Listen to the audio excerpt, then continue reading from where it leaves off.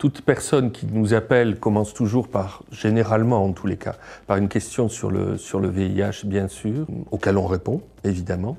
Mais quand même, dans un bon nombre de cas, il y a cette possibilité d'aborder un peu au-delà de la question du VIH, par exemple, le contexte du rapport. On se rend compte que, bien souvent, le niveau d'angoisse qui est exprimé à travers la question du VIH, eh bien, cette angoisse, elle a très bien souvent beaucoup plus au contexte de la relation, au fait que cette relation a eu lieu dans un contexte inhabituel, plutôt que à la question du VIH proprement dite, qui parfois ne se pose pas vraiment dans la réalité des faits. En fait, on se rend compte que l'important, c'est pas tant les réponses qu'on peut apporter, mais c'est la possibilité qui est offerte aux personnes qui nous appellent de pouvoir exprimer ce qui est en jeu pour elles dans la situation qu'elles ont rencontrée. Eh bien, on est pratiquement le seul interlocuteur.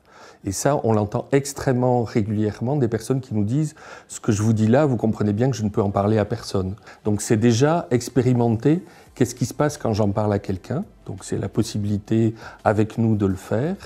Et puis après, si on s'aperçoit que la personne est vraiment en grande difficulté, il y a toujours la possibilité d'orienter et de proposer d'autres professionnels qui peuvent les accompagner. Moi qui suis là depuis le départ, une des grandes évolutions, il y en a un certain nombre, c'est l'apparition des IST, effectivement. Les IST, on en parle beaucoup plus qu'on en parlait il y a 30 ans.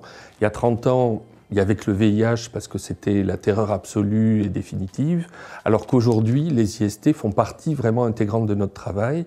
Et même si les personnes n'abordent pas, déjà les personnes l'abordent beaucoup plus souvent qu'avant, mais même si elles ne l'abordent pas, la question des IST, nous-mêmes on l'aborde beaucoup plus régulièrement avec nos appelants. Systématiquement, quand une personne évoque une prise de risque avec un ou une partenaire, je demande toujours, est-ce que vous avez pu en parler avec votre partenaire? Et poser la question, j'allais dire, sur la table, franchement, eh ben, ça a l'air beaucoup plus compliqué que de se précipiter dans un service hospitalier pour prendre un traitement post-exposition. On essaie de leur dire, mais est-ce que vous ne croyez pas qu'il y aurait peut-être quelque chose de possible, finalement, si vous arriviez à négocier avec votre partenaire un test de dépistage, ça pourrait peut-être vous éviter d'en arriver à un traitement post-exposition. Je trouve ça toujours très émouvant de découvrir que pour beaucoup de personnes, on est un lieu qui fait du bien. Voilà. Il y a vraiment quelque chose de ce côté-là. Oui.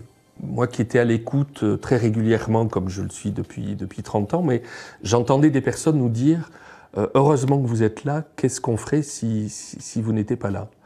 Mais finalement, cette phrase-là, on l'entend tout le temps. C'est-à-dire que très régulièrement, des appelants nous disent c'est quand même formidable qu'on puisse comme ça prendre son téléphone, appeler quelqu'un, et puis finalement arriver à parler de choses finalement très personnelles, très intimes. Mais il y a plein d'autres situations où je pense qu'on pourrait apporter beaucoup dans toutes les situations où une pathologie vient impacter la sexualité. Voilà. C'est vraiment notre savoir-faire à SIDA Info Service. C'est vraiment un lieu où on peut parler librement, sans jugement, tranquillement, de toutes ces questions-là. Et ça, c'est quelque chose qu'on peut continuer à développer dans plein d'autres domaines.